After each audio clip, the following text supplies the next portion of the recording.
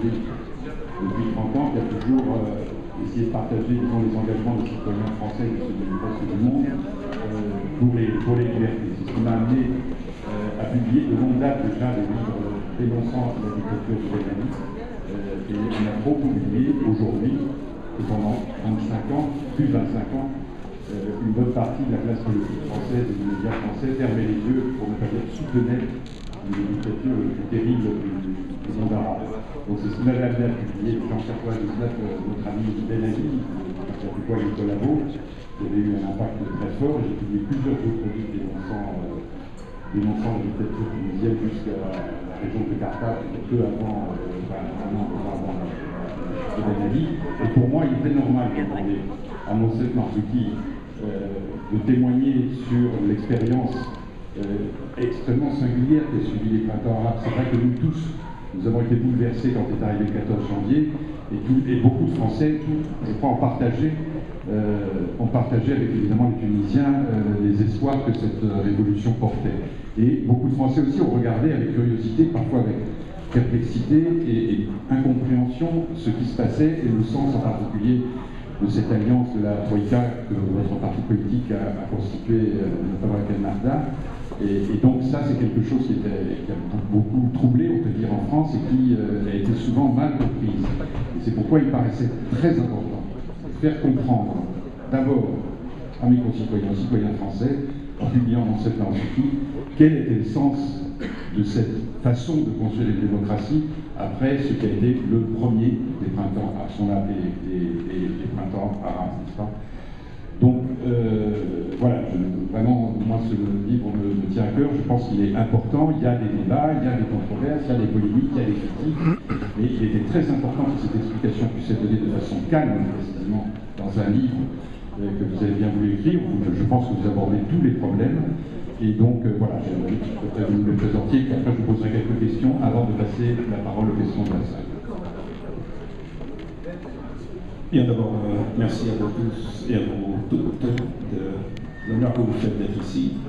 J'ai ici un télégramme le 29 décembre 2000 qui a été envoyé par le professeur Léon Schwarzenberg, professeur de médecine, ancien ministre de la Santé, envoyé à Ben Ali, où il dit: Monsieur le ministre de l'Éducation nationale Jacques Lang me prie de vous faire savoir qu'à la demande de collègues français de médecins de santé publique, il est prêt et même désireux d'offrir le poste de professeur associé à M. Monsef Marzouki dans l'une des universités françaises, qui créera pour lui avec mes respects.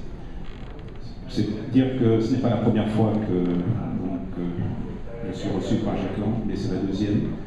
Et je voudrais lui exprimer ici ma profonde gratitude à lui et à tous mes collègues, Bernard Pissarro, Antoine Lazarus, Valérie Allais-Desfontaines, Virginie Allais-Desfontaines, donc qui se sont battus pour moi et pour justement ma liberté. Et Jacques Lang m'avait reçu très très gentiment quand je suis arrivé en 2001 ici à Paris, à son ministère, et donc je suis très, très heureux de voir qu'il me reçoit ici avec un autre statut, mais je suis toujours la même personne. Je suis toujours le militant des droits de l'homme et je comprends et je compatis à toutes les souffrances, à toutes les demandes, y compris à celles qui viennent d'être faites ici, bien que je suis assez surpris par la forme. Ceci étant dit, je voudrais aussi exprimer ma reconnaissance à François Geste qui a bien voulu, qui m'a demandé justement de faire ce livre pour expliquer à mes amis français et aux Tunisiens francophones de quoi il en retourne. Parce qu'effectivement, cette position singulière n'est pas très très bien comprise. Et je vais expliquer tout à l'heure pourquoi. Donc, il a choisi ce titre, L'invention d'une démocratie. Alors évidemment, on comprend bien qu'il s'agit de l'invention d'une démocratie tunisienne. Les Tunisiens n'ont pas la prétention de réinventer la roue. Donc, une démocratie tunisienne. Mais vous savez que la démocratie, ça se construit avec des démocrates. C'est une banalité, mais qui mérite d'être soulignée. Or, aujourd'hui, vous savez que personne n'est démocrate. On le devient. Et que, y compris dans des sociétés démocratiques, vous avez des enfants, les pires dictateurs que nous puissions tolérer, et que ces enfants, il faut qu'ils apprennent justement à respecter l'autre, à savoir que leur liberté s'arrête là où commence la liberté des autres, etc. Donc on apprend à devenir démocrate, y compris dans des sociétés qui sont déjà démocrates. Que dire quand on est enfant dans une société non démocrate par définition? Donc l'apprentissage de la démocratie est autrement plus complexe, plus long. Et je fais partie de toute cette génération d'intellectuels, d'hommes politiques arabes qui sont venus à la démocratie par des chemins difficiles, tortueux et complexes. Moi, je suis né dans une famille nationaliste. Ensuite, ayant grandi dans l'atmosphère de la guerre d'Algérie, qui était notre guerre aussi, évidemment, mon nationalisme s'est un peu élargi aux frontières du Maghreb. Ensuite, le drame palestinien, donc mon nationalisme s'est élargi aux frontières du nationalisme arabe. Donc, on a été tous éduqués dans ce nationalisme-là. On a été éduqués aussi dans le socialisme tiers-mondiste de l'époque. Je me rappelle que c'est l'époque pour certains de ma génération, c'était l'époque de Nasser, c'était l'époque de Nehru, c'était l'époque de Sukarno, c'était l'époque de Lumumba. Et c'était ça nos figures emblématiques. C'était ces leaders-là qu'on essayait d'imiter. Et donc, comment on sort du nationalisme et du socialisme un visage non humain qui nous a été révélé par la révolution culturelle, etc. Comment on en sort pour devenir démocrate? Eh bien, moi, j'en suis sorti d'abord par le biais des droits de l'homme, et ensuite, ce passage à la démocratie a été un processus extrêmement lent, extrêmement complexe et extrêmement conflictuel. Dans la mesure où, quand j'ai accepté de devenir démocrate, j'en étais encore sous le choc de cette double désillusion, la désillusion du nationalisme et la désillusion du socialisme. À l'époque, voilà, j'ai fêté mon 30e anniversaire dans l'avion entre Pékin et Hong Kong. À l'époque, je suis allé étudier la médecine, les médecins en pieds nus, l'expérience de la santé communautaire, etc., que je voulais transposer en Tunisie, et je l'ai fait un peu, pas beaucoup, mais je l'ai fait. C'est vous dire qu'à l'époque, vraiment, nous étions dans une autre catégorie, dans une autre doxa totalement étrangère à la démocratie. En fait, la démocratie, je l'ai découverte à mon retour en Tunisie sous la dictature. C'est en voyant fonctionner ou dysfonctionner le système de santé dans lequel j'existais, dans lequel je travaillais, c'est en voyant le dysfonctionnement du système politique que j'ai compris que cette démocratie formelle, entre guillemets, d'après le langage marxiste qui était le langage de toute ma génération, peut-être qu'elle n'avait pas que des inconvénients. Donc je suis rentré dans une réflexion qui a duré des années sur cette démocratie, avec ce souci de dire, je me suis fait avoir une fois avec l'idéologie nationaliste, que j'ai embrassée avec enthousiasme, avec passion, etc. Je me suis fait prendre une fois avec l'idéologie socialiste, que j'ai embrassée avec le même enthousiasme du néophyte. Je ne veux pas me faire prendre une troisième fois. Il faut que je soumette cette démocratie à une analyse, je dirais, une analyse critique avant de pouvoir l'adopter. Et ça a été un long travail qui a donné lieu à un livre qui s'appelle « De quelle démocratie parlez-vous » que j'ai publié en 2004, où je disais en gros aux Arabes, vous rêvez de démocratie, mais attendez, est-ce que vous savez d'abord ce que c'est? Est-ce que vous l'avez examiné? Est-ce que vous êtes encore dans la doxa qui consiste à passer d'une illusion à une autre, d'une idéologie à une autre? Est-ce que vous avez examiné cette démocratie? Eh bien voilà, si vous voulez que je vous en dise quelque chose, que j'en fasse un diagnostic médical, eh bien la démocratie, c'est d'abord les 7 péchés capitaux. Et il faut d'abord savoir ce que c'est, bien analyser ces 7 péchés capitaux de la démocratie, et puis ensuite vous posez-vous la question, je prends ou je ne prends pas. Alors ces 7 péchés capitaux, je vais juste les énumérer parce que vous les connaissez tout aussi bien que moi. Simplement, le débat ne portant pas sur la démocratie elle-même, mais sur comment on va implanter justement cette démocratie dans notre monde arabe. Ben, la non-représentativité, je dirais, du fameux peuple, puisqu'en fait, ce qui décide, c'est pas le peuple, ce sont les listes électorales. Le deuxième péché capital, c'est les aristocraties secrètes qui sont derrière le rideau. Ce sont ces aristocraties secrètes de l'argent, les services de renseignement, les lobbies, etc. Ce sont eux qui manipulent et qui ont l'essentiel du pouvoir. Le citoyen mythique qui choisit en fonction d'objets, en fonction d'intérêts supérieurs, etc. On sait très bien qu'on est très très loin de ce citoyen, que le citoyen peut être trompé, peut être perverti, peut être acheté, etc.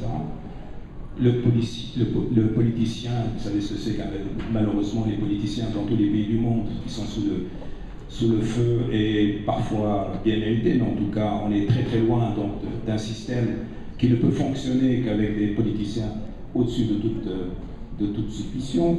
Ensuite, on sait très bien que toutes les règles de la démocratie sont susceptibles de donner lieu à de la triche. Les tricheurs sont toujours plus inventifs que ceux qui émettent les règles. Bien entendu, il y a l'évitement du pouvoir et ensuite le fait que souvent vous vous êtes débarrassé du grand dictateur, mais vous avez des petites dictatures un peu partout, et les médecins et les chirurgiens qui ont travaillé dans le service hospitalier savent à quoi je fais allusion. Vous avez partout des petits dictateurs, y compris dans les meilleures démocraties, et cela ne rend pas compte. Et ensuite, le péché capital pour moi, c'est que démocratie et justice sociale ne riment pas.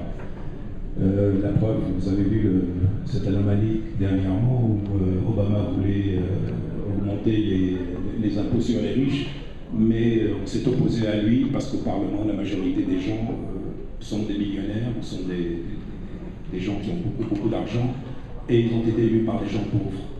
Et c'est ça le paradoxe, c'est que souvent les gens pauvres élisent les gens riches pour que ces gens riches empêchent les gens pauvres d'accéder à la justice sociale. Et donc, une fois qu'on a dit ça, qu'est-ce qui reste? Une fois qu'on a bien étudié cette démocratie, une fois qu'on en a bien vu toutes les failles, toutes les lignes de fracture, toutes les insuffisances. Alors moi, quand je tiens ce genre de discours, on me dit, mais attendez, alors vous êtes quoi? Vous êtes antidémocrate? Je ne dis pas du tout. Je suis au contraire démocrate. Simplement, je suis démocrate en sachant très bien de quoi il est. Alors on me dit, mais pourquoi vous êtes démocrate?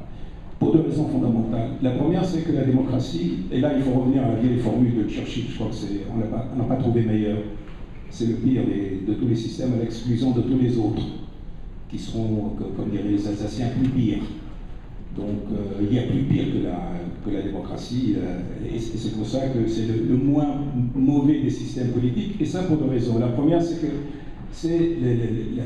la démocratie est un facteur de paix. Vous avez remarqué probablement que les démocraties ne font pas la guerre entre elles, et qu'en général, elles arrivent à avoir une espèce de paix sociale à minima dans leur société, alors que les dictatures se font la guerre entre elles et ensuite mènent une guerre à leur société. Donc ça, c'est déjà l'un des éléments fondamentaux qui fait qu'on peut pardonner à la démocratie pratiquement tous ces avatars.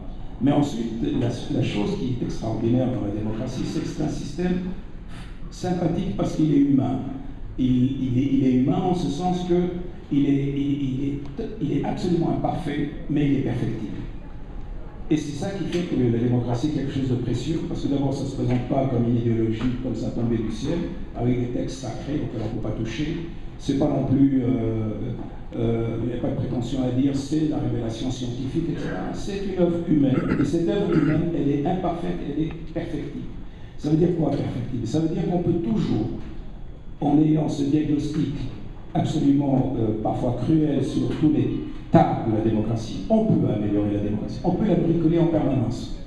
Je viens de lire dernièrement un livre de Pierre Rosanvallon, qui est l'un de mes maîtres à penser, et Pierre Rosanvallon montre bien comment on n'a pas arrêté de bricoler, dans le bon sens du terme, autour de la démocratie pour en améliorer le fonctionnement. Et nous, les Arabes, quand on va transplanter cette plante avec ses défauts, on va être obligé de bricoler de telle façon qu'elle puisse effectivement être améliorée.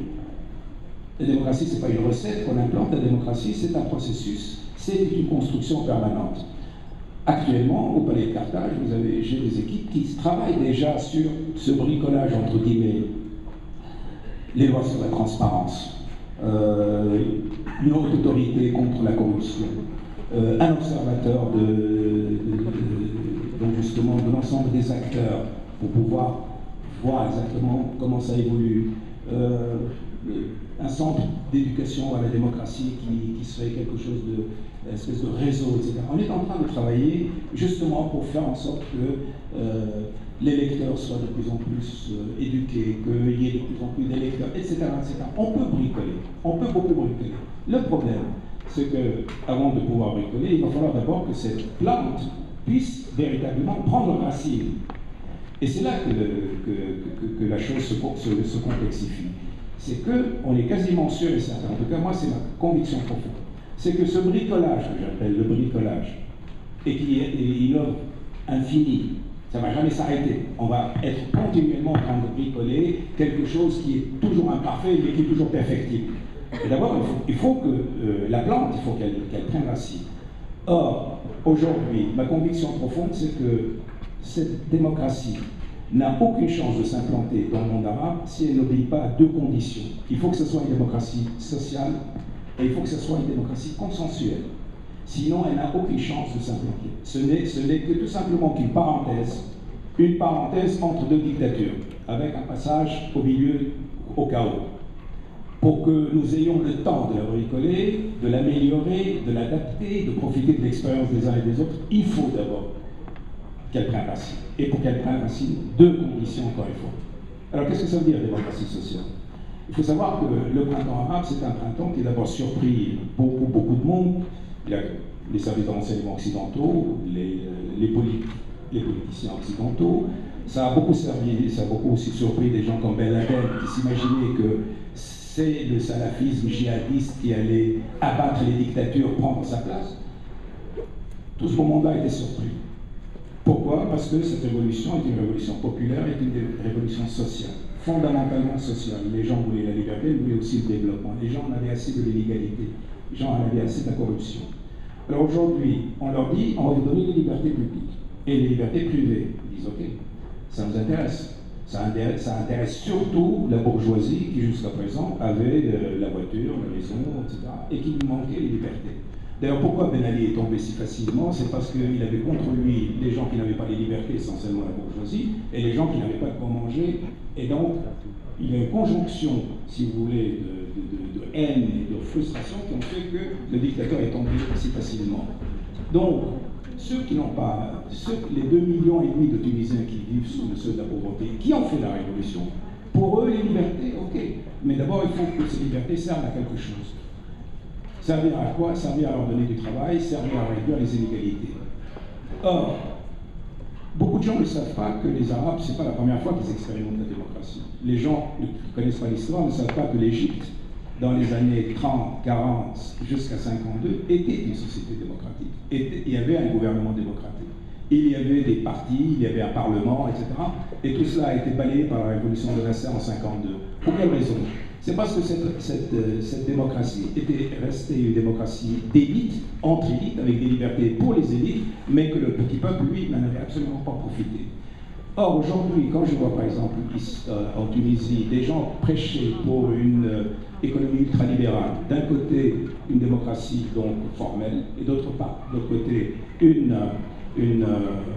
donc un développement sous l'égide de l'ultralibéralisme, je me dis, ces gens-là ne comprennent rien à rien. Ils ne comprennent rien à rien parce qu'il va se passer ce qui s'est passé en Égypte dans les années 52. Le peuple n'acceptera pas une démocratie qui ne lui apporte pas le développement social.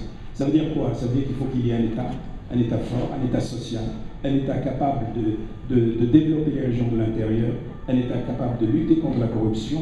Et c'est là qu'il faut le discours que je tiens à tous ces gens impatients. Je leur dis, vous êtes pressés, vous dites que les politiciens bavassent, et qu'il faut tout de suite faire cette constitution. Mais comprenez une chose, c'est que si vous avez été laissé de côté, s'il y a eu cette hémorragie extraordinaire de la corruption, c'est parce que nous avions un mauvais système politique. Avoir un bon système politique, c'est une condition nécessaire. Elle n'est pas suffisante, mais elle est nécessaire pour le développement économique et social.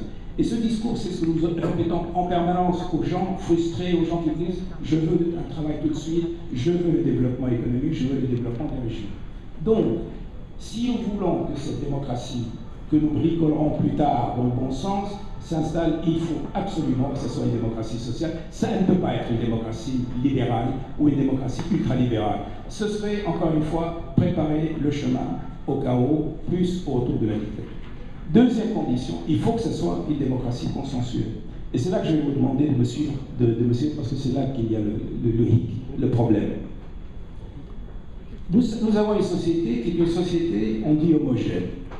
Bien sûr, quand on la compare à d'autres sociétés arabes, il n'y a pas les religions, les langues, les ethnies, etc. Mais en fait, c'est une société profondément divisée. Elle est profondément divisée, bien entendu, les riches et les pauvres, ça c'est classique.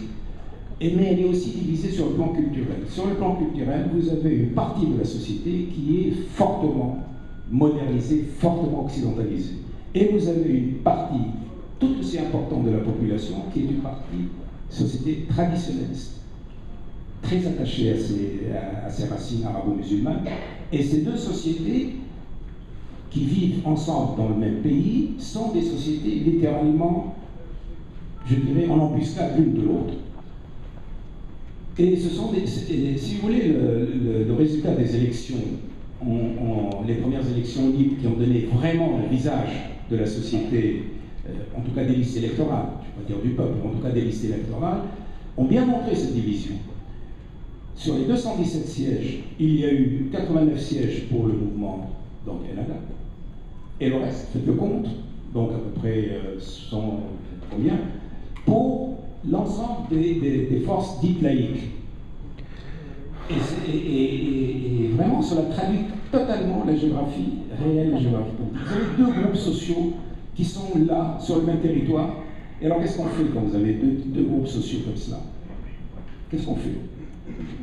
Il faut bien comprendre ici une chose très très importante ici aussi, c'est que, ici en France, quand vous avez, quand le président de la République est élu à 51 ou 50,3%, les autres disent ok, la règle du jeu est acceptée. Or, ceci ne peut pas se passer comme ça dans nos pays à nous. Dans nos pays à nous, ce qui se passe, c'est que de deux choses l'une. Ou vous essayez de faire ce que nous avons fait, un gouvernement donc basé sur ce lien ou cet accord entre les modérés des uns et des autres, ou bien vous bloquez le système. On aurait pu bloquer le système. J'aurais pu, moi et mon stratégien, dire non, nous on ne travaille pas avec Ennahda, débrouillez-vous. Comment ils se seraient débrouillés? Ils n'auraient pas pu faire un gouvernement. Ensuite, nous, on aurait pu non plus faire un gouvernement, pour la bonne et simple raison, c'est que ce spectre dit laïque, il va des gens qui étaient avec Ben Ali, à l'extrême gauche, à des partis politiques extrêmement divisés. Le terme de laïcité ne veut rien dire. Vous aviez des gens là-dedans qui étaient des libéraux, des gens qui étaient des socialistes, des gens qui étaient d'extrême gauche, etc. Jamais on n'aurait pu gouverner avec ce spectre laïque dans lequel le seul point commun, c'est que bon, cette laïcité, c'est-à-dire qu'ils ne sont pas islamistes. Mais à part ça, et c'est là que en tout cas moi, il est apparu de façon très claire l'idée que, voilà, ça c'est la géographie politique du pays, qu'est-ce qu'on fait? Qu'est-ce qu'on fait avec ça? Ou bien on essaye de trouver un modus vivendi, on essaie de trouver un consensus, ou le système se bloque, donc il n'y a pas de gouvernement, le système se bloque, et c'est le chaos, ou bien on pourrait refaire par exemple d'autres élections avec une autre règle qui serait par exemple la règle majoritaire, et à ce moment-là, donc ce serait la règle du 51-49. Imaginez un peu un pays comme la Tunisie où les islamistes l'emporteraient avec 51%. Les 49% de la population bloqueraient le système. Ils tiennent les médias, ils tiennent l'économie, ils tiennent les relations extérieures parce que c'est eux qui sont la fenêtre de la Tunisie vers le monde. Et ce gouvernement de 51% ne fonctionnerait pas. Et de nouveau, le pays serait bloqué. Imaginez maintenant l'inverse. C'est-à-dire que c'est l'ancien système avec toutes sortes de... Qui prendrait le pouvoir? 51. À ce moment-là, la partie conservatrice de la société, qui, elle, a beaucoup souffert sous la dictature de Ben Ali, elle n'acceptera pas ça. Ce qui s'est passé dans les années 90, où cette partie conservatrice, c'est-à-dire Ennahda, s'est fait éliminer physiquement, torturer, etc., aujourd'hui, ça ne se passera pas comme ça. Aujourd'hui, à son aile droite, il y a des mouvements salafistes, djihadistes, qui sont des mouvements qui se disent prêts à prendre les armes si jamais un tel phénomène arrivait en Tunisie. D'ailleurs, c'est ça que je voulais dire quand j'ai parlé d'Adoua, de dire attention, attention, vous êtes en train de vous fourvoyer, parce que si vous poussez le pays à cette partition 51 contre 49, il va y avoir le chaos, et nous, les sages, entre guillemets, ceux qui voulons une transition pacifique, eh bien nous allons partir, nous serons éliminés, et à ce moment-là, vous aurez affaire à la violence, et là, gare à vous, parce qu'il n'est pas sûr que la deuxième révolution dans la révolution serait une révolution pacifique. Voilà ce que j'ai dit. On a totalement déformé mes propos de façon totalement inacceptable, pour me faire dire exactement le contraire de ce que je dis. Je suis un homme pour la transition pacifique, pour que la Tunisie paye le tribut le moins lourd à cette transition. Et il n'y a pas d'alternative, que ce soit pour la Tunisie ou ailleurs, que la démocratie consensuelle.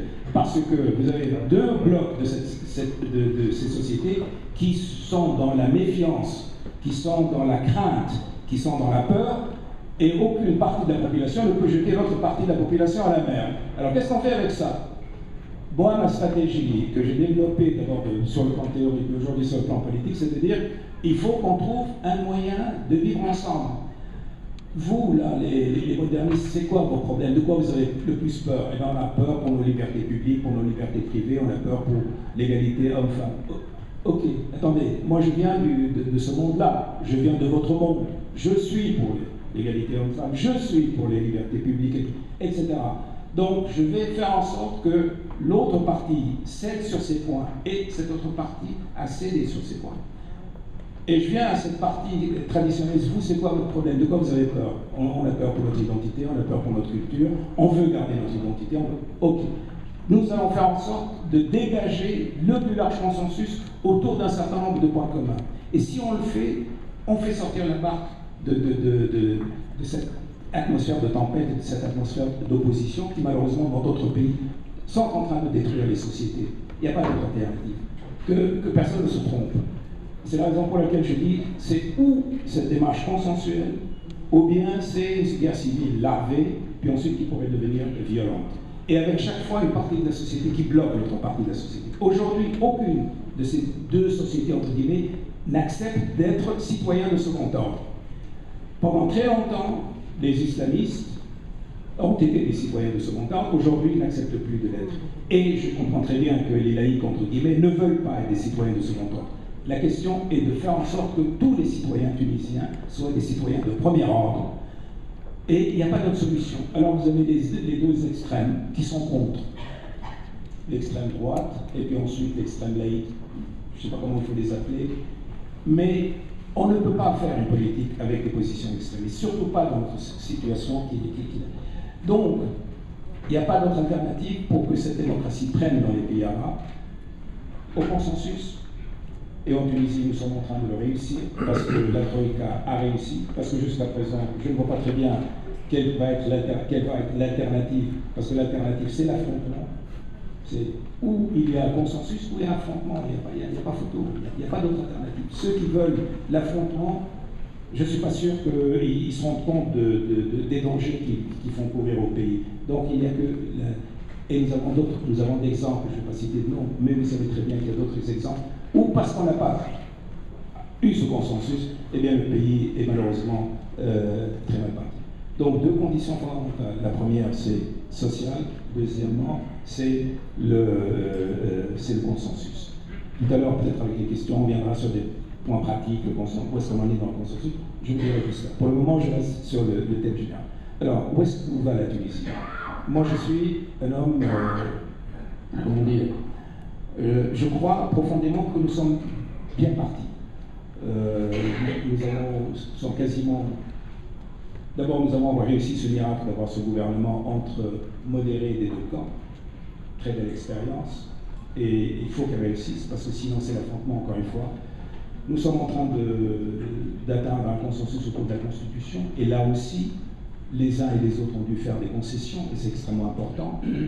Nous avons pratiquement déterminé la fenêtre de tir pour les élections. Et nous avons ramené malgré tout un certain apaisement dans le pays, parce que les gens ne sont pas idiots, les Tunisiens voient très bien, malgré tout ce qu'on dit, tout ce qu'on raconte, ils voient très bien où on va et pourquoi on le fait. On leur a expliqué et ils comprennent très bien, ils savent très bien qu'il n'y a pas d'autre solution, que c'est ou le compromis, le consensus ou l'affrontement, et les Tunisiens, à raison, ont peur de l'affrontement. Nous sommes un petit pays, nous dépendons beaucoup de l'image que nous donnons, nous dépendons beaucoup du tourisme, etc. Les Tunisiens savent très bien que tout affrontement, tout ce qui pousse à la violence, tout ce qui pousse à ce que les Tunisiens se sautent à la gorge les uns les autres est extrêmement préjudiciable à leur chance de développement social et économique. Pour terminer, je dirais que,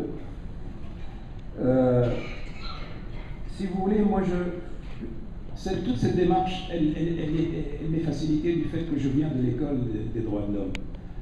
Et dans l'école des droits de l'homme, la démocratie, c'est quoi? La démocratie, c'est l'article...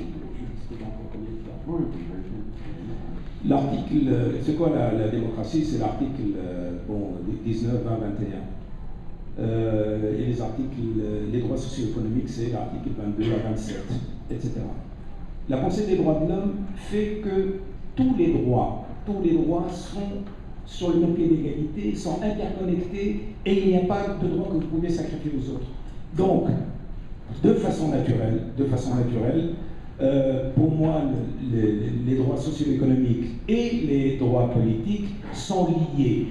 Et c'est la raison pour laquelle, encore une fois, je n'arrive pas à imaginer une démocratie qui ne soit pas une démocratie en faveur et pour le développement des droits socio-économiques. Une démocratie complètement déconnectée, découplée de ce développement social-économique, encore une fois, elle est étrangère à ma pensée et elle est étrangère probablement aux besoins du pays.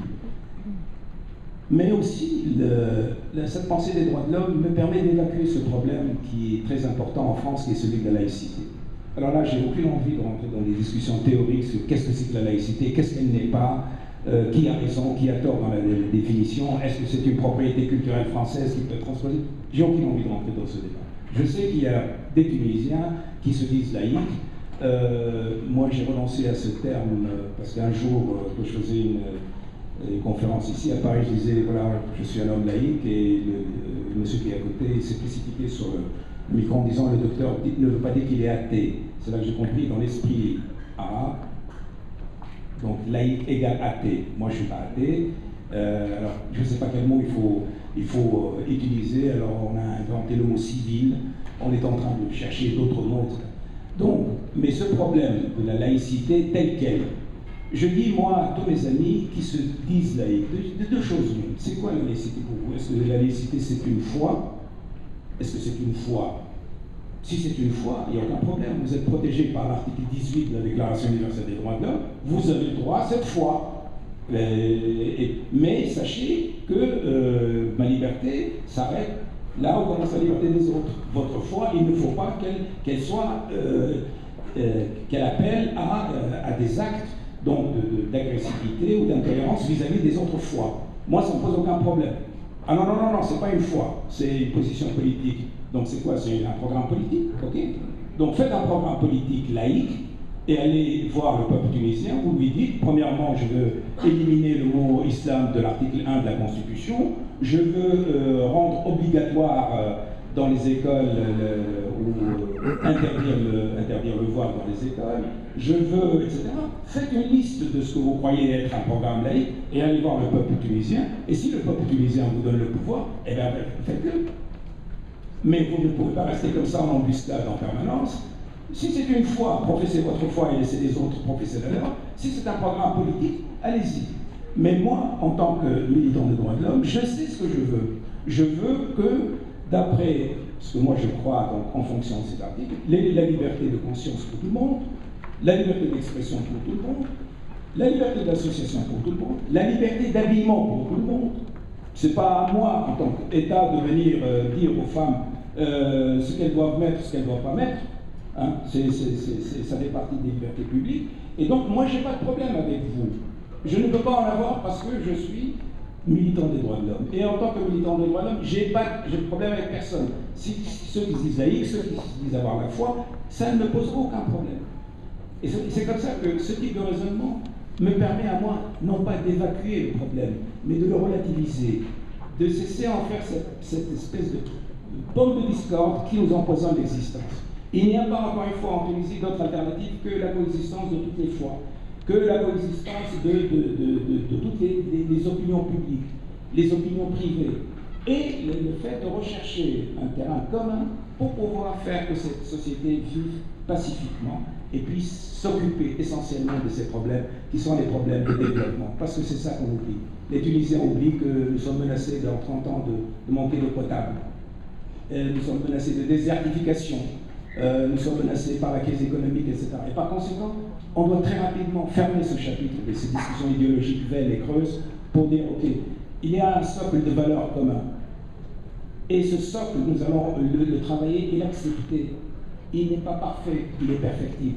Il ne peut pas être du goût de tout un chacun, mais tout un chacun doit faire un minimum de concessions pour que nous puissions tous vivre en paix ensemble. Sinon, c'est l'affrontement. Et cet affrontement, c'est la malédiction et la malchance de tous. Voilà, je voudrais terminer pour dire que c'est vrai que le chemin vers cette démocratie, à la fois implantée, parce que sociale et consensuelle, améliorée, parce que la démocratie est perfectible. C'est un chemin lent, long et difficile. Mais bon, moi j'étais toujours, pendant très longtemps, j'ai fait ma devise, la devise de Schopenhauer, qui disait que c'est pas la route qui est difficile, c'est le difficile qui est la route. Mais en même temps, cette espèce de pessimisme qui vient vous connaissez l'histoire de Schopenhauer, je le tempère aussi par une autre citation d'un livre que j'ai beaucoup lu et que je vous conseille, qui est le Tao Te Ching de Lao Tzu. Quelque part, je lis exactement la formule, mais en gros, il dit que le difficile naît du facile et le facile naît du difficile. Et ça, c'est une loi que j'ai vraiment vérifiée toute mon existence.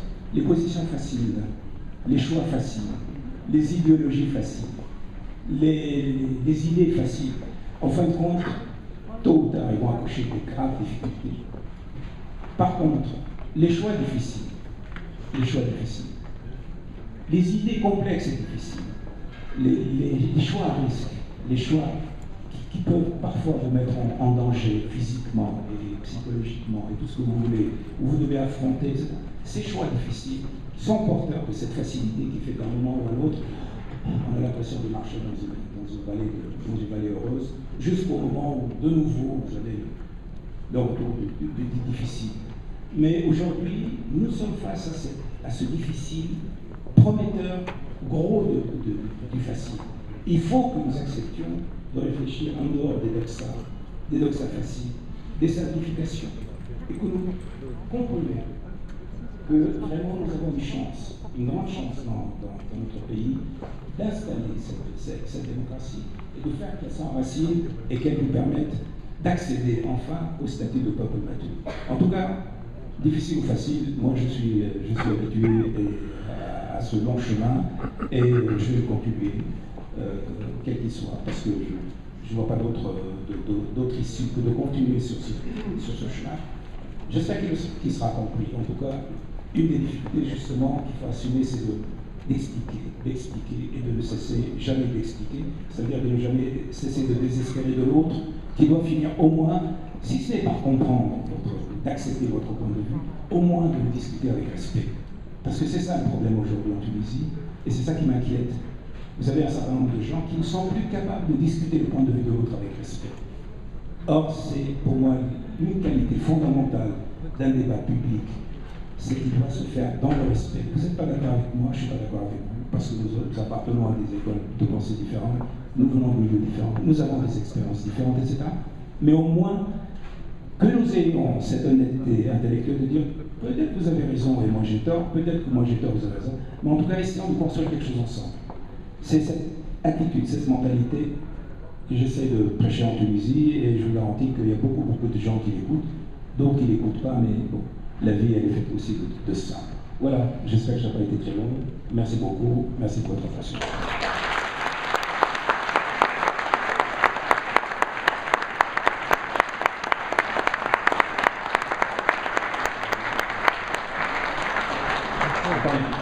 Bon, merci.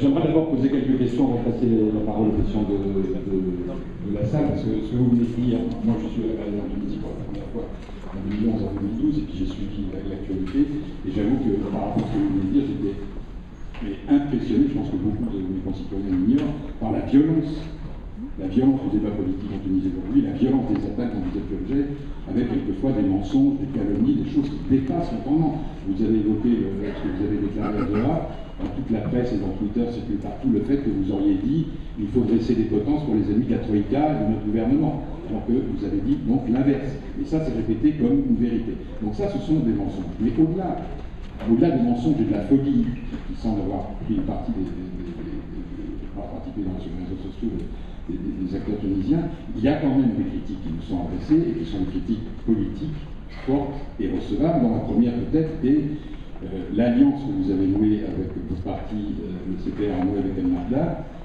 En fait, votre partenaire, pour les raisons que vous nous avez indiquées, n'est-ce pas, il faut attendre en effet, mais votre partenaire joue double jeu.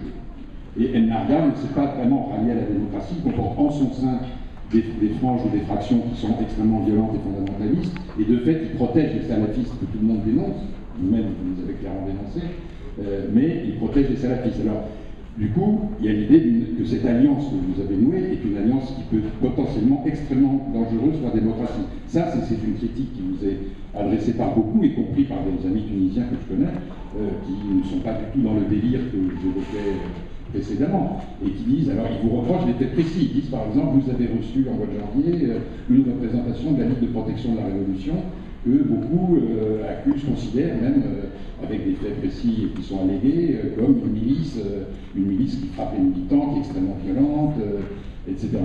Et donc, il faut, je pense, répondre aussi à ces critiques précises. J'en ai encore 2 ou 3 après que je peux énoncer, mais déjà j'aimerais que vous répondiez à cette première interrogation. Je vais commencer par la dernière phrase parce que c'est celle que j'ai en esprit. Donc oui, effectivement, j'ai reçu le livre de la Révolution, mais je dois vous dire que moi, dans ma fonction fondamentale, c'est d'essayer d'apaiser les tensions. Donc j'ai reçu M. Béjeka El-Sepsi, et cela m'a valu beaucoup de problèmes avec mon propre parti.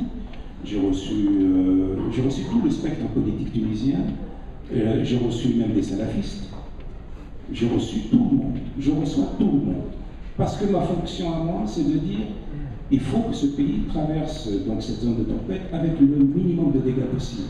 Et pour cela, je dois parler à tout le monde. Et le langage que je leur tiens et que je leur tiens à tous, sans exception, c'est de dire nous sommes dans une situation très fragile. Nous sommes face à des problèmes gigantesques. Je vous demande d'apaiser les tensions, je vous demande de garder le calme, je vous demande, il faut bien que je dise cela à tous les acteurs. Donc ce n'est absolument pas la reconnaissance de ceci, cela, c'est tout simplement, je suis face à un spectre d'acteurs politiques extrêmement large et que je suis obligé de travailler avec eux. Ce que les gens ne savent pas, c'est que tous les premiers vendredis de chaque mois, je reçois tous les chefs de partis politiques qui viennent, c'est pas du tout télévisé, etc. Et la règle du jeu est la suivante, vous rentrez opposant, vous sortez opposant, tout ce qu'il y a, c'est que nous devons parler, parce que parfois vous avez des mauvaises informations, etc. Et beaucoup de choses se sont décidées autour de cette table, parce que justement, cette tradition de dialogue permanent avec tous les acteurs est pour moi le rôle d'un président de la République. Le rôle d'un président de la République, c'est pas d'opposer les uns aux autres, c'est de faire en sorte que tous les Tunisiens. Je vais vous dire une chose, j'ai fait envoyer des messages à tous les acteurs politiques, notamment à ceux qui possèdent des armes, en leur disant déposez les armes, ne prenez pas les armes contre vos frères qui sont des soldats et des policiers tunisiens qui ont des mères, etc. Ça, c'est mon travail et je continue à le faire. Nonobstant toutes les critiques possibles et imaginables. C'est comme ça que je conçois mon rôle. Alors pour ce qui est de l'alliance avec Canada, d'abord je rappelle que ce n'est pas une alliance tactique née d'hier. Ici en France, en 2003, à Aix-en-Provence, j'ai réuni à l'époque tout ce qui constituait l'opposition à la dictature. Il y avait les islamistes, il y avait tous les partis laïcs, et pendant 2 jours et 2 nuits, nous avons potassé un texte qui a été le fondement de l'alliance avec la Troïka. Dans ce texte, les islamistes acceptaient un certain nombre de choses, entre autres, je me souviens très bien des discussions qu'il y a eu sur les questions de liberté publique, les libertés privées, l'égalité homme-femme. Et nous avions à ce moment-là concédé de reconnaître à la Tunisie le caractère d'un pays arabo-musulman, etc. Et donc, en 2003, déjà, il y avait les prémices de cette réunion. Et parmi les gens qui critiquent aujourd'hui, il y avait des gens qui ont assisté à cette réunion et qui ont participé donc à l'élaboration de ce texte. Ensuite, en 2005, il y a eu la fameuse, le 18 octobre, où vous avez un certain nombre d'acteurs politiques et sociaux qui se sont mis en grève de la faim. La grève de la faim a duré 1 mois, et c'est devenu le mouvement du 18 octobre. Et le mouvement du 18 octobre a repris pratiquement mot par mot toutes les idées qui avaient été défendues dans cette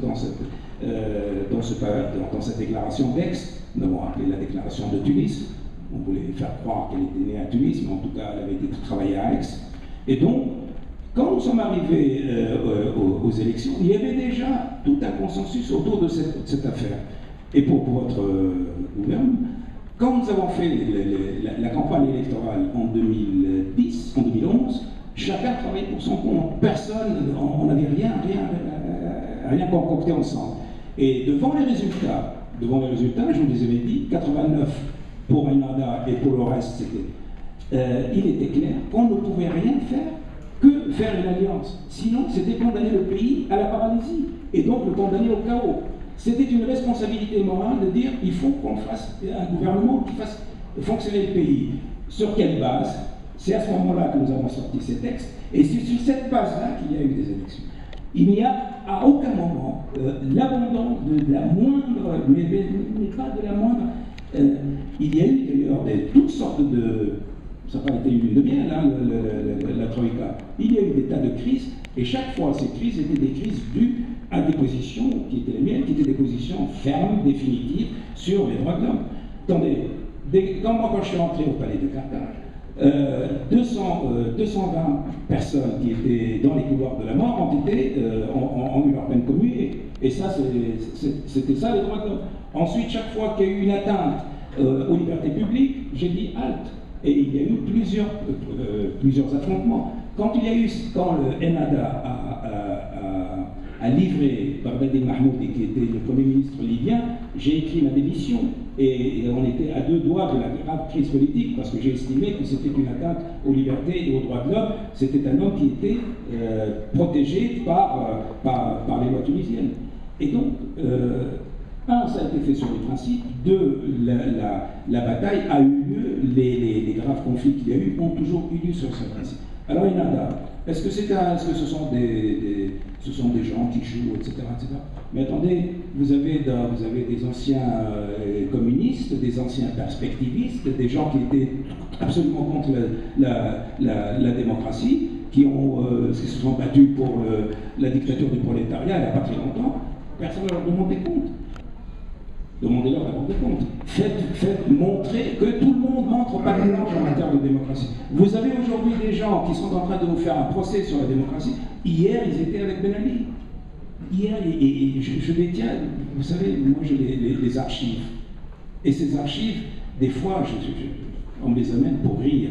Parce qu'une partie de ces gens qui s'époumonnent sur la démocratie, ils avaient écrit des lettres absolument incroyables à Ben Ali. Et j'ai toujours refusé quand on jette ces lettres, parce que pour moi, un État, c'est un État, c'est pas, on n'est pas des... Voilà. Pourquoi voulez-vous que... je ne suis pas en train de défendre Ennahda pour dire que ce sont des purs animaux. Je veux dire que dans ce spectre où on est en train de construire la démocratie, tout le monde on peut lui reprocher quelque chose. Tout le monde, on peut lui dire, mais attendez, est-ce que vous êtes vraiment un démocrate? Et votre passé, et vos idées, et ce que vous avez écrit, etc. Ce qui se passe, c'est que nous sommes dans un processus de démocratisation. Ce que nous voulons, c'est de démocratiser, d'apprendre, de faire venir à la démocratie le maximum de gens. Et la spécificité de l'expérience tunisienne, contrairement à d'autres pays, c'est que les militants des droits de l'homme, dans les années 90, nous avions fait ce travail de pédagogie pour détacher, si vous voulez, du mouvement islamiste, une portion, pour l'amener à devenir une portion démocrate. Aujourd'hui, dans le spectre islamiste, vous avez des vrais démocrates. Vous avez des pseudo-démocrates, vous avez des antidémocrates qui sont les droits du service. Mais on ne peut pas dire le mouvement dans sa totalité et dans la manipulation. C'est nier la complexité et nier la dynamique, nier aux gens la capacité de s'adapter. Pourquoi est-ce que des extrémistes de gauche peuvent, eux, se dire démocrates et personne ne leur fera un reproche, et de dire que non, les islamistes sont des faux? Je ne veux pas dire qu'il y a des islamistes totalement antidémocrates, des islamistes totalement réfractaires à la démocratie. Et ils le disent. Et je les crois. Mais quand ces gens d'Ennahda vous disent « moi j'accepte les règles fondamentales de la démocratie, moi j'y crois, moi j'y adhère, etc. » Au nom de quoi vous dites? Moi je dis « non, non, vous êtes en train de me rouler, vous avez un double jeu, etc. » Avec Ennahda, ce n'est pas un double discours, c'est un discours multiple, parce que comme c'est un mouvement énorme, il y a de tout là-dedans. Mais pour le moment, ceux qui conduisent la barque, ceux qui décident, etc., sont dans cette expérience de ce que j'appelle, moi, le mouvement démocrate islamiste. Encore une fois, j'ai l'expérience, il y a plein de pays, notamment l'Italie, l'Espagne, etc., qui ont l'expérience de démocrates chrétiens. Et bien nous avons nos démocrates musulmans. Il va falloir l'accepter, il va falloir que ça entre dans la doxa, il va falloir trouver une place quelque part dans les neurones pour mettre cette idée en tête. Voilà. Il faut sortir de simplification, des idées faciles. D'accord. une autre question, parce que j'entends ce que vous dites, mais moi ce qui me frappe, c'est que quand même, maintenant, il y a toute une jeunesse qui est allée dans la rue pendant la révolution tunisienne et qui était pleine d'espoir et qui aujourd'hui, on entend beaucoup de voix qui viennent de ce côté-là. Alors pas ceux qui étaient trop jeunes pour avoir combattu contre Ben Ali, mais qui aujourd'hui se disent déçus, se disent frustrés, se disent amers, le fait que ça prend du temps à faire cette constitution, que du coup on a l'impression que le pouvoir politique n'est pas en mesure de prendre des mesures qui permettent de répondre aux besoins et aux attentes de la population. Tout ça fait que certains événements prennent une dimension très importante, je pense, en particulier. Et du coup, ce terrain-là, dans la jeunesse, j'insiste bien dans la jeunesse, fait qu'on entend beaucoup de gens, quand il y a eu la condamnation à 7 ans et demi de prison de Jaber Mejri en juin 2012 pour des caricatures, pour avoir publié des caricatures de prophètes sur Facebook, ça a beaucoup choqué. Et puis, plus récemment, il y a eu ce dramatique et terrible assassinat de Chokri Belaïd, qui était donc un opposant de gauche, où on dit, on a identifié le coupable, mais on n'a pas identifié le commanditaire, et le coupable court toujours. Alors ça, je dis, entre ce genre d'événements, effectivement, va nourrir les cabales mensongères que j'évoquais, mais dès lors qu'elles sont prises dans un vortex de mensonges et de calomnies, elles n'ont plus de portée. Mais en revanche, je pense qu'il y a des gens qui, eux, ne sont pas dans cette posture-là, et à qui ces initiatives posent problème et se disent, et bien du coup, est-ce que c'est pas vous qui cautionnez d'une certaine façon la possibilité que des événements comme cela arrivent? Oui, bon, il y a 3 questions. Je vais commencer par la plus simple. L'odieux assassinat de Chokri Belaïd, c'est une calamité, ça a été une catastrophe. Je peux vous garantir une chose, c'est que la police est sur les dents depuis le moment, et que moi je suis tout le temps derrière le ministre de l'Intérieur, parce qu'il faut absolument trouver l'assassin. Voilà, je ne peux pas vous dire plus, parce que c'est la réalité.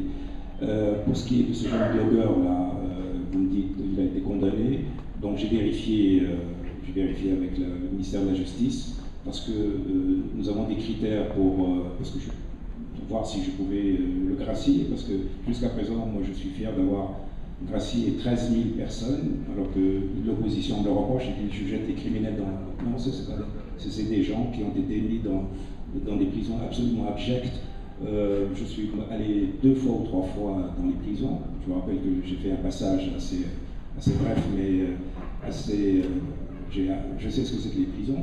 Donc voilà, il y a des critères, et selon ces critères, j'ai pu libérer pratiquement en l'espace de 2 ans de 13 000 personnes. Et j'ai vérifié, je dis, est-ce que cette personne, en fonction des critères déjà préétablis, m'ont dit il sera libérable à partir de l'année prochaine.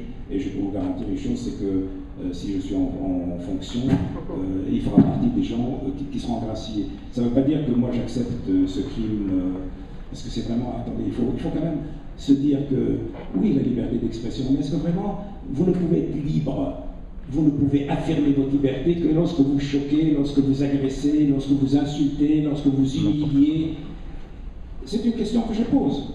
Hein. Je ne veux pas rentrer dans une discussion philosophique sur des... Mais dans une société, il y a des règles, il y a des coutumes, il y a des valeurs, et cela fait partie aussi de la vie sociale, de respecter dire que moi je ne suis libre que si j'agresse et que si je ne suis pas... Bon, ben écoutez, je suis désolé, mais il n'y a aucune société qui fonctionne comme ça. Il n'y en a aucune. Trouvez-moi une société où ça fonctionne comme ça, je veux dire, personne, dans aucune société organisée, on accepte qu'on foule au pied vos... Bon, encore une fois, je ne vais pas rentrer dans une discussion philosophique. Maintenant, pour ce qui est de la première question, qui est... rappelez-moi, c'était... Non, je parle de l'idée que les jeunes, je reviens, voilà, les jeunes, la frustration des jeunes. Écoutez, je la comprends. Je suis moi-même, j'éprouve cette frustration, j'éprouve cette douleur, j'éprouve cette... je comprends l'angoisse, mais en même temps, que voulez-vous? Nous avons hérité d'un pays qui a été détruit par 30 années de dictature. Les 20 années de Ben Ali et les 10 dernières années de Bourguiba. Tout a été détruit. Les institutions ont été détruites, les mentalités ont été détruites. Et là, on est en train de tout reconstruire. Exiger de la Tunisie de finir en 2 ans, de régler tous les problèmes politiques, de régler le problème du chômage, mais attendez, il faut quand même de se dire que il y a le principe de réalité. Qu'est-ce qui se passe quand vous regardez, parce que moi j'ai regardé un peu toutes ces transitions qui se sont passées dans le monde, la transition tunisienne est la moins coûteuse en vie humaine, la plus rapide. Les Portugais, ils ont mis 8 ans pour installer leur système politique. 8 années. Nous c'est 2 années. C'est la transition la plus pacifique, la moins coûteuse, violente verbalement, soit, mais en même temps, une des plus rapides, sinon la plus rapide qui ait été faite dans le monde. Et ça, j'en suis fier. Maintenant, nous ne sommes pas en train que d'écrire la Constitution, nous sommes en train de travailler aussi jour et nuit à ces programmes socio-économiques. Actuellement, moi, dans mon équipe, j'ai des jeunes gens et des jeunes filles extrêmement brillants qui sont en train de travailler sur la lutte contre la corruption, qui sont en train d'étudier ce qui se passe au Brésil, notamment cette économie solidaire et alternative. Il y a des relations extrêmement étroites maintenant avec les Brésiliens. Nous avons, jusqu'à présent, nous avons financé avec l'argent que Ben Ali, les caisses secrètes que Ben Ali utilisait pour acheter des journalistes, nous on les a utilisés d'abord pour régler un certain nombre de problèmes pour les victimes de la Révolution, mais aussi pour donner du travail. Nous avons créé quelque chose comme 400 associations que nous finançons pour qu'elles créent des petites, pas des petites entreprises, mais en tout cas toutes sortes de petits boulots. Et nous sommes en train de financer tout ça. Et le gouvernement travaille. Nous travaillons toujours. Mais de dire qu'en 2 ans, vous réglez les problèmes du chômage, non, on ne réglera pas les problèmes dans 2 ans, ni dans 5 ans. Simplement, nous sommes en train de mettre le pays sur la bonne voie. Nous allons assécher ou arrêter cette hémorragie qui a été la corruption. Nous avons coûté quelque chose comme 34 milliards de dollars. 34 milliards de dollars. Avec 34 milliards de dollars, on aurait pu se passer de toute l'aide étrangère et on aurait pu développer notre pays. On va arrêter, c'est déjà ça, on arrête cette hémorragie. On met en place les lois pour protéger les investisseurs étrangers de telle façon qu'ils soient plus soumis aux mafias. On fait un code d'investissement qui est un bon code d'investissement, mais je ne voudrais pas qu'il soit ultra libéral parce qu'il ne faut pas sacrifier non plus les droits des travailleurs, il ne faut pas non plus sacrifier l'environnement, etc. On est en train de travailler des jours pour mettre en place l'ensemble de ces mécanismes qui vont donner du travail aux jeunes. Mais ne demandez pas ni demander à aucun gouvernement de régler les problèmes. Écoutez, je vais vous donner une petite anecdote. Le gouvernement a été installé l'année dernière, je crois au mois de janvier. Dans tous les pays du monde, il y a cette règle de 100 jours. On laisse un gouvernement fonctionner paisiblement 100 jours. On ne va pas se jeter sur... Eh bien, le 2e jour que ce gouvernement a été mis en place, tout ce que vous pouvez imaginer comme « Ah, mais vous n'avez pas réglé le chômage. Ah, mais on continue encore de faire en Tunisie, ce qui n'est pas vrai. Ah, le 2e jour. » C'est-à-dire qu'il y a quand même un minimum à la mauvaise foi. Donc, c'est un pays qui avance. C'est un pays qui avance bien, dans la bonne direction, vite, mais les résultats sont des résultats à 5 ans. C'est dans 5 ans que nous pourrons voir effectivement. Aujourd'hui, est-ce que vous savez, monsieur, est-ce que quand vous avez les moyens financiers d'installer une usine dans telle région, entre le moment où vous décidez de faire, donc de lancer l'usine, et le moment où les gens commencent à travailler, il faut un minimum de 3 ans. Or, il y a actuellement plein de projets qui sont en train qui sont dans les cartons, qui sont en début de réalisation, qui sont à mi-réalisation, etc. Et le résultat se verra dans 3 ans, dans 4 ans, dans 5 ans. Voilà. Merci. Bon, je vais passer la parole à la salle. Alors, oui, il y a beaucoup de bras qui se lèvent. Madame, peut-être, je vous demanderai simplement à toutes et à tous d'être aussi bref que pour toi, comme il a été dit par le président Jacques Lang, et je vous en remercie par avance. Oui, à vous. Allez-y. Ah ben, vous avez le micro. Est-ce qu'on peut... Est-ce qu'il y a un micro? Non, madame? Il n'y a pas une personne plus âgée.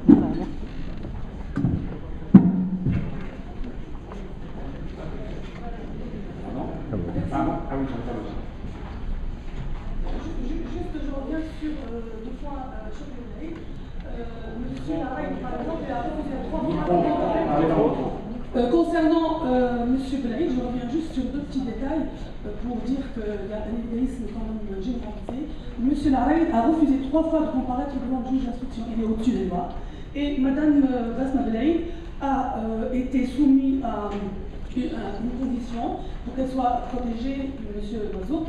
Elle doit elle doit accepter les condoléances de M. Mazouk, et sinon elle n'aurait pas la protection. Elle a déclaré elle-même, vous pouvez trouver cette déclaration.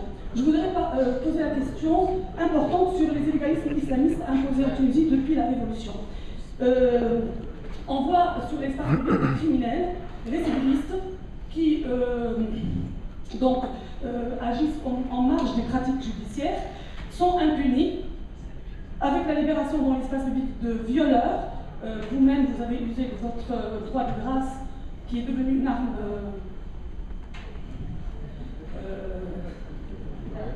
grave en fait, de destruction massive. Vous avez... Oui, parce que certains... Non,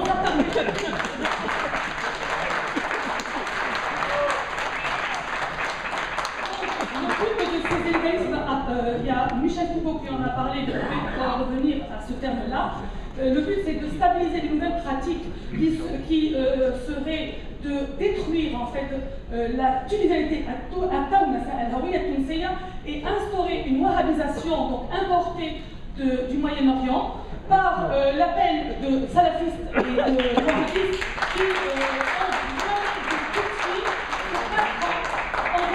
qui porter le niqab en Tunisie. Alors, au-delà des débats idéologiques, on s'en fout. Il y a le peuple tunisien qui souffre. Moi, je les entends, je les écoute, j'en ai ras-le-bol. Les Tunisiens souffrent.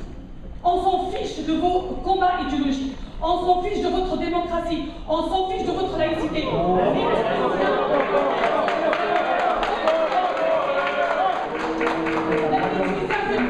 La liberté. Ils ne veulent pas une islamisation de force. Les islamistes en Tunisie, D'accord, s'il vous plaît. Non, alors j'aimerais bien que vous êtes clairement répondre sur les inégalités instaurées en Tunisie, stabiliser et les impunités. Donc on a des impunis qui circulent. S'il vous plaît, que M. Marcoquet puisse répondre. Vous savez, j'ai le droit de parler. Oui, mais ça va. Vu la situation, s'il vous plaît, laissez M. Marcoquet répondre. D'abord, oui, après vous. Pardonnez-moi mon emportement, je suis désolée.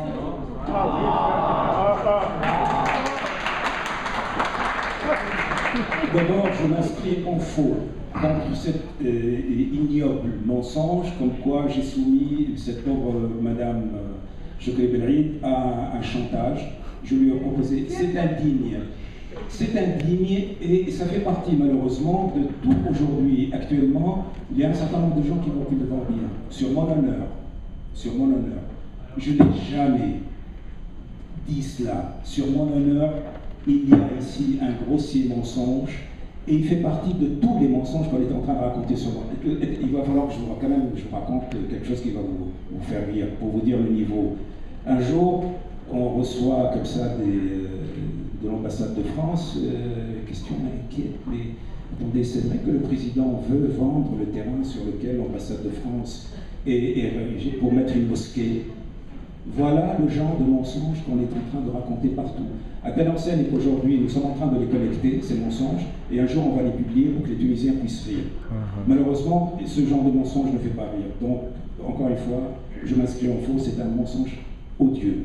J'ai offert ma protection à des adversaires politiques qui aujourd'hui vont dans l'ensemble du pays pour me dire ce que vous voulez, mais je leur ai fait la protection. Parce que je suis un homme qui regarde le bien du pays et je trouve cette affirmation haineuse, indigne. Voilà. Maintenant, pour les prisonniers, je libère les prisonniers et les violeurs. Madame, moi j'étais en prison. Je sais ce que c'est que les prisons tunisiennes. J'ai toujours dit que l'enfer, c'est une prison du tiers-monde. Et l'enfer, c'est une prison tunisienne. J'ai vu ce que c'est que vivre à 80 dans une cellule de 2 mètres. J'ai vu ce que c'est que la justice sous Ben Ali. J'ai vu la facilité avec laquelle, pour un oui, pour un non, on voit les gens en prison. J'ai vu quelles étaient les motivations idéologiques de faire de la prison un volet de régulation du chômage.